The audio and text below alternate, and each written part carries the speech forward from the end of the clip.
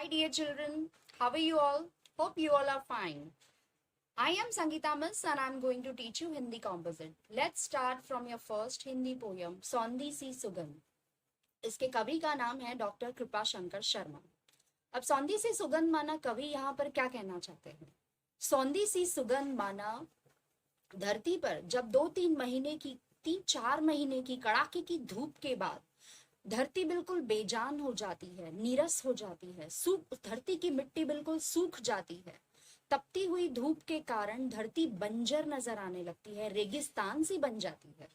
तब वर्षा होने के बाद ये जो पानी की सुंदर सुंदर मोती है, बादलों से जब वर्षा के रूप में धरती पर बरसते हैं, तो इन्हीं वर्षा की बूंदों के कारण धरती का रूप जो है वो बिल्कुल बदल जाता है. उस मिट्टी से जो खुशबू प्रोड्यूस होती है, उस अच्छी सी उस बहुत मन को महकाने वाली उस महक को यहाँ पर कवि ने सौंधी सुगंध का नाम दिया है. हम सभी को एक्सपीरियंस है कि ये खुशबू कितनी हमें अच्छी लगती है, हमें हमारे मन को आकर्षित करती है. हम सभी को पसंद है, चाहे बच्चे हो, बूढ़े हो, जवान हो, हर कोई बारिश के इस मौसम का बड़ी बेसब्री से इंतजार करते हैं. ये हम सभी के मन को बिल्कुल खुश कर देने वाला मौसम है. तो कवि कहीं ना कहीं प्रकृति प्रकृति जो है वर्षा ऋतु के आने के बाद जो प्रकृति में बदलाव आता है उसका कवि ने यहाँ पर वर्णन किया है.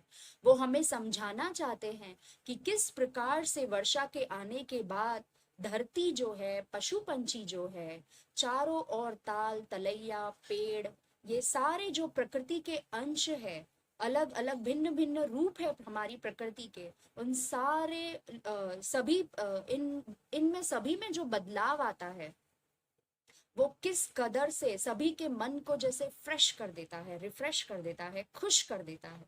इसीलिए तो हम सब बारिश का बड़ी बेसब्री से इंतजार करते हैं. आइए कवि के शब्दों में सुनते हैं कि वो क्या कहना चाहते हैं. सौंधी सौंधी सी सुगंध माटी से बोली, बादल बरस गया धरती ने आंखें खोली. कवि कहता है कि यही जो मिट्टी से खुशबू आती है बारिश के मौसम के बाद, जो हम सभी के मन को मोह लेती है, ये खुशबू जो है वो माटी से कहती है, बादल बरस गया, कि हे धरती, धरती ने आंखें खोली.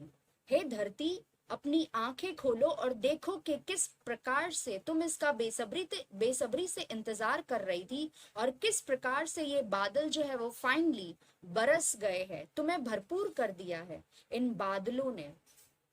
चारों ओर हुई हरियाली कहे मयूरा, सदियों का जो सपना है हो जाए पूरा. कवि कहता है कि जो धरती तो अपनी तरह से वर्षा का आगमन करती ही है, उसको बारिश की बूंदों को अपने में समा लेती है और धरती तो अपने आप में परिवर्तित हो जाती है. लेकिन जो चारों ओर मोर है वो क्या करते हैं, वो भी अपनी तरफ से प्रकृति से कहते हैं, वो भी अपनी तरफ से कहते हैं कि हमारा जो सदियों का सपना था वो भी इस बार पूरा हो गया है. जैसे यहाँ पे सदियों का मतलब वैसे तो होता है कई वर्षों का बीत जाना, लेकिन यहाँ पर सदियों से कवि का मतलब है कि एक एक मोमेंट, जैसे कभी कभी नहीं हमारे साथ होता है, कोई ऐसा मोमेंट आता है जिसमें हमें वेट करने के लिए कोई कह देता है कि आप इतना समय वेट करो, लेकिन हमसे इंतजार नहीं होता, हमें पेशेंस नहीं होता, हमें वो एक एक पल ऐसा लगता है जैसे बहुत लंबा समय जा रहा है, हम इंतजार नहीं कर पाते. तो उस समय को वो जैसे हमारे लिए सदियों जैसा लगने लगता है, वर्षों जैसे बीतने लगते, एक एक सेकंड हमारे लिए लंबा लंबा हो जाता है. छोटा सा होते हुए भी पेशेंस ना होने के कारण वो टाइम जो है वो हमारे लिए बहुत ही ज्यादा हमें फील होने लगता है. तो इसी प्रकार 3-4 महीने जो बारिश ना होने के कारण जो 3-4 महीने ऐसे गर्मी में जो बीतते हैं, वो इन प्रकृति के लिए, मोर के लिए, हर एक एक प्रकृति के अंश मात्र के लिए, पशु पंछियों के लिए, पेड़ों के लिए, सभी के लिए सदियों जैसे लगने लग जाते हैं. और मोर कहते हैं कि सदियों से जो हमारा ये सपना चला आ रहा था वो फाइनली क्या हो जाएगा, अब जाकर पूरा हो जाएगा. हम एक ना होंगे, या एक यहाँ पर नहीं, अकेला होगी टोली. यानी हम एक नहीं होंगे यहाँ पर, लेकिन बारिश के आगमन का स्वागत करने के लिए हम सारे के सारी टोली यहाँ पर जमा हो जाएगी. यानी कि सारे के सारे जो मोर है वो क्या करेंगे, वो भी आकर एक साथ नृत्य करेंगे, नाचेंगे, अपने पंखों को खोलकर बारिश का, पहली बारिश का आनंद लेंगे। प्रकृति धरती जो है वो तो अपने आप में अपना ये बारिश के आने का उत्सव मनाती ही है, खुश हो ही जाती है, अपनी भूनी भीनी भीनी खुशबू को चारों ओर महका कर। लेकिन ये जो पशु पंछी है वो भी क्या करते हैं, ये मोर, ये भी क्या करेंगे, उसी प्रकृति में अपनी ब्यूटी को और ऐड कर देंगे। जो प्रकृति की ब्यूटी है वो अपने आप वो अपने आप इन जीवों के कारण और ज्यादा बढ़ जाती है और प्रकृति अट्रैक्टिव लगने लग जाती है। प्रकृति का सौंदर्य और 4 गुना होकर बढ़ जाता है इन पशु पंछियों के कारण, क्योंकि कहीं ना कहीं उनका खुश होकर जो नाचना है वो भी क्या है, ये प्रकृति को संदेश देना है कि हम सब इस प्रकृति के बिना, इस बारिश के बिना अधूरे हैं। सौंधी सौंधी सी सुगंध माटी से बोली। नेक्स्ट पैराग्राफ है, बाग बगीचे ताल तलैया सब मुस्काए। बाग और बगीचे माना जंगल और बगीचे, वन पेड़ पौधे, जो सारे जो बगीचे हैं वो भी बिल्कुल बंजर से हो गए थे बारिश ना होने के कारण। जो बगीचे हैं वो भी बिल्कुल कैसे हो जाते हैं, रूखे सूखे हो जाते हैं, उनकी रौनक चली जाती है, पशु पंछी वहां पर आना बंद कर देते हैं क्योंकि हरियाली ना है वहां पर, ना हरे भरे पेड़ है, ना फूल है, ना खुशबू है, तो ना तितलियों का आना है, तो बाग बगीचे भी कैसे हो जाते हैं, रूखे सूखे हो जाते हैं। लेकिन वर्षा जब होती है तो पेड़ों का भी क्या हो जाता है, पेड़ भी क्या हो जाते हैं, खिल जाते हैं, हरी हरी पत्तियों से फिर से लबालब भर जाते हैं। ताल तलैया सब मुस्काए। ताल तलैया भी क्या करते हैं, ताल तलैया माना नदी, नाले, तालाब, सरोवर, ये सारे को यहाँ पर ताल तलैया कहा गया। ये भी सब क्या करते हैं, खुशी में मुस्कुराने लगते हैं। ये भी बिना पानी के कारण सूख जाते हैं, इनके अंदर का पानी पूरी तरह से जैसे लास्ट मोमेंट पे एकदम खत्म होने जैसा आ जाता है। लेकिन जैसे ही बारिश होती है तो बाग बगीचे ताल तलैया ये सब के मंसूबे पूरे हो जाते हैं, सपने पूरे हो जाते हैं, ये फिर से हरे भरे हो जाते हैं और ये भी मुस्कुराने लगते हैं। जब हर कोई अपने आप में भरपूर है, भरा हुआ है, जो चाहिए उसे वो उसके अंदर फुलफिल्ड है बिल्कुल, तो वो कैसे होंगे, खुश होंगे। लेकिन अगर कोई खाली होता है, जो उसकी रिक्वायरमेंट है वो पूरी ना हो, वो अधूरे हैं, तो वो उनकी खुशी गायब हो जाती है ना। हमारा भी हम देखेंगे तो उसी तरह से प्रकृति का भी यही है कि वो भी अपने आप में जब खाली हो जाते हैं तो अधूरे अधूरे हो जाते हैं, लेकिन जब वो फिर से पूरी तरह से भरपूर हो जाते हैं, वो एक ऐसे सोर्स बन जाते हैं कि वो भी भरपूर होकर अब सबको देने वाले बन गए हैं। तो वो भी क्या करते हैं, खुशी से मुस्कुराने लगते हैं। झूम झूम कर मस्ती में तरु गीत सुनाए। तरु माना पेड़, पेड़ भी क्या करते हैं, हरे भरे अपनी पत्तियों के कारण फिर से हो जाते हैं और उनके ऊपर जो पशु पंछी है वो आकर अपना घोंसला बनाते हैं, उनको बसेरा मिलता है। और पशु पंछी की चहचहाहट एक पेड़ की शान है। पेड़ों के नीचे फिर से लोग अपना कहते हैं ना, अपना ठिकाना, पथिकों को जैसे पेड़ों के नीचे खुली छाया में बिल्कुल आसरा मिलता है, तो पेड़ भी अपने आप में भरपूर हो जाते हैं, तो ये भी गीत सुनाने लग जाते हैं खुशी के।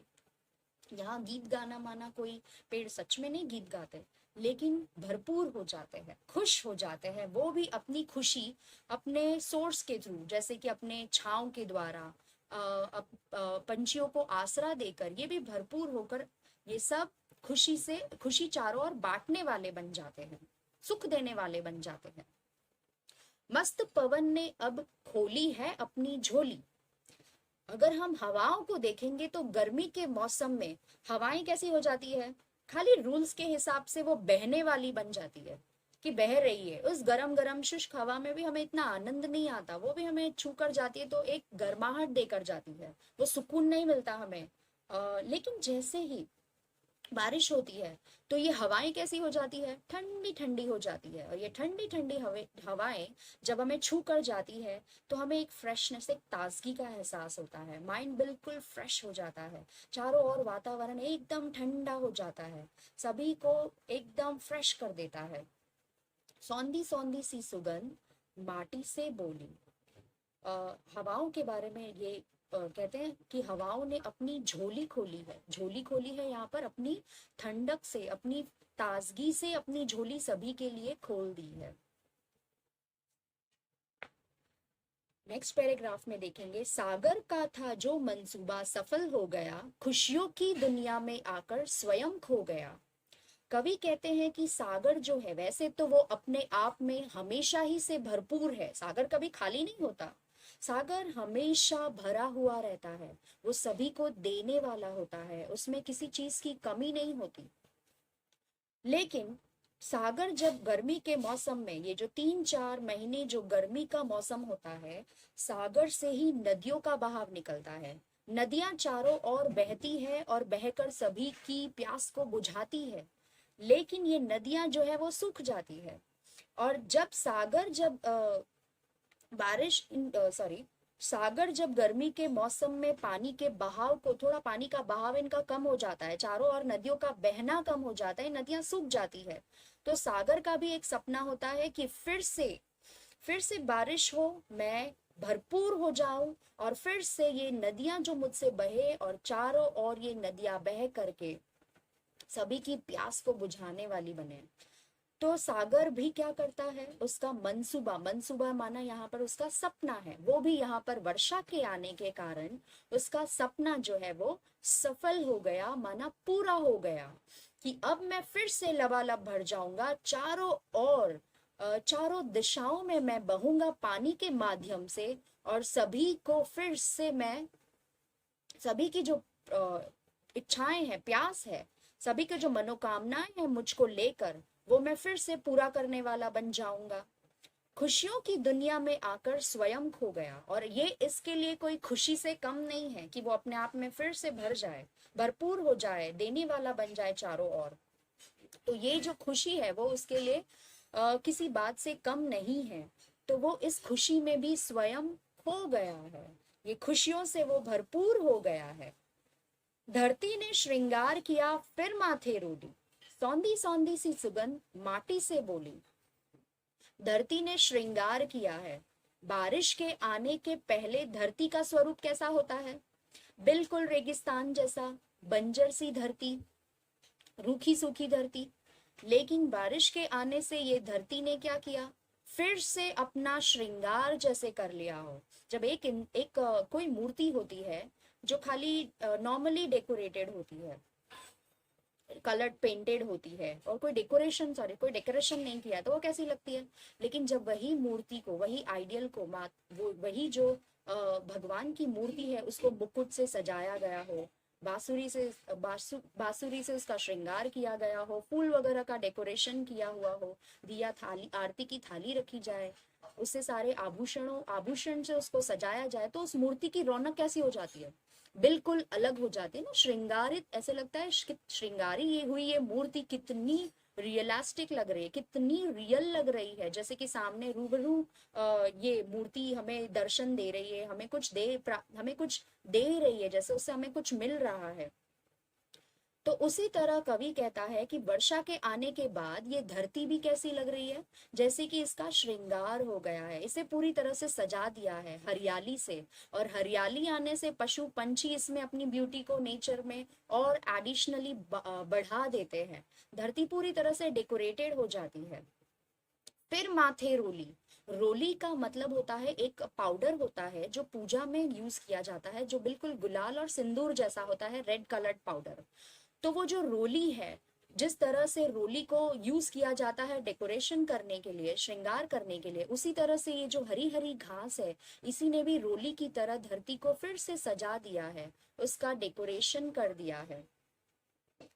सौंधी सौंधी सी सुगंध माटी से बोली, पावस का मधुमास आस विश्वास बढ़ाता है, जो पावस का मधुमास, पावस माना यहाँ पर बारिश, कवि कहना चाहता है कि पावस माना बारिश का, या मधुमास, मधुमास यानी मधुर, मधुर जो महीना है, जो हमारे लिए सच में बहुत ही मधुर, और मधुर का मतलब होता है मीठा। तो ये किसी जैसे मीठा खाकर हमारा मन मन खुश हो जाता है, मुख मीठा हो जाता है, उसी प्रकार से बारिश के आने के बाद हमारा जीवन बिल्कुल मिठास से भर जाता है, हम सभी का, पशु पंछियों का भी, प्रकृति का भी, हम मनुष्यों का भी। तो ये हमारे मन में क्या करता है, एक आश विश्वास को बढ़ाता है। आस माना इच्छा, एक्सपेक्टेशंस, और विश्वास माना फेथ, आस जो होती है सभी ने लगाई हुई होती है बारिश से कि कब बारिश आएगी और हमारी जो इच्छाएं हैं वो पूरी करेगी, चारों ओर भरपूरता का अनुभव होगा हमें।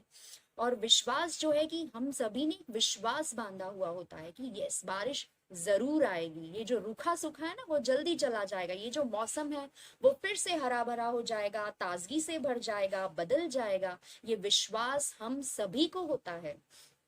तो पावन का ये जो मधुर मधुर मास है ये सभी के मन के आस और विश्वास को और पक्का कर देता है, बढ़ा देता है, सबकी विश पूरी कर देता है। नत मस्तक होकर अचूक पद पुष्प चढ़ाता। नद माना पूरी तरह से कहते ना पूरी तरह से झुक जाना, मस्तक माना माथा। नद मस्तक होकर अचूक पद पुष्प चढ़ाता। अचूक माना बिल्कुल एक्यूरेटली, बिना गलती किए, सटीक एक्यूरेटली। पद पुष्प चढ़ाता, यहाँ पर अंबर जो है, अंबर जो है, आसमान जो है वो घने काले काले बादलों के कारण क्या करता है, नीचे आ जाता है, बारिश के मौसम में झुक जाता है धरती की ओर। और धरती की ओर ये झुक जाने के बाद क्या करता है, वर्षा, वर्षा करता है। बारिश की ये जो बूंदे हैं इनको पुष्प कहा गया है। पुष्प माना फूल। ये जो फूल है जैसे कि मूर्ति के आगे फूलों को चढ़ाया जाता है, हम झुककर जैसे मूर्ति के आगे, भगवान की मूर्ति के आगे फूल चढ़ाते हैं, ठीक उसी तरह ये बारिश भी क्या करती है, ये बारिश भी, नीले अंबर पूरे झुक जाते हैं बादल, और ये धरती पर अपने बूंदों के रूप में वर्षा की बहार कर देते हैं, पुष्प की तरह धरती पर जैसे चढ़ जाते हैं। अचूक माना एक्यूरेटली, बिल्कुल धरती के पद माना पैर, पैरों में झुक जाते हैं। सदा सदा से चलती आई हंसी ठिठोली, सौंधी सौंधी सी सुगंध माटी से बोली। सदा सदा ही, हर मौसम में, बारिश के मौसम में ये हंसी ठिठोली चलती ही आई है। हंसी ठिठोली माना जैसे हंसना, ठिठोली करना माना कहते ना खुश होना, बहुत ही बातें करना, खुश होना, बहुत ही आनंद विभोर हो जाना। तो उसी तरह से वर्षा के मौसम में चारों ओर ये खुशी का उत्सव छा जाता है, खुशी का मौसम जैसे बहार ला देता है, खुशियों की हमारे लिए एक उत्सव का माहौल बना देता है। सौंधी सौंधी सी सुगंध माटी से बोली, कवि फिर से कहता है कि ये सारी बातें जो है वो सौंधी सौंधी सी सुगंध माटी से कहती रहती है। तो इस प्रकार हमने देखा कि कवि कैसे अपनी भावनाओं को कविता के द्वारा व्यक्त कर रहा है। यहाँ पे कैसे प्रकृति जो है वो आनंद से भर जाती है, हमारे लिए एक उत्सव का माहौल क्रिएट हो जाता है। Thank you all. We have finished our poem here. Thank you all.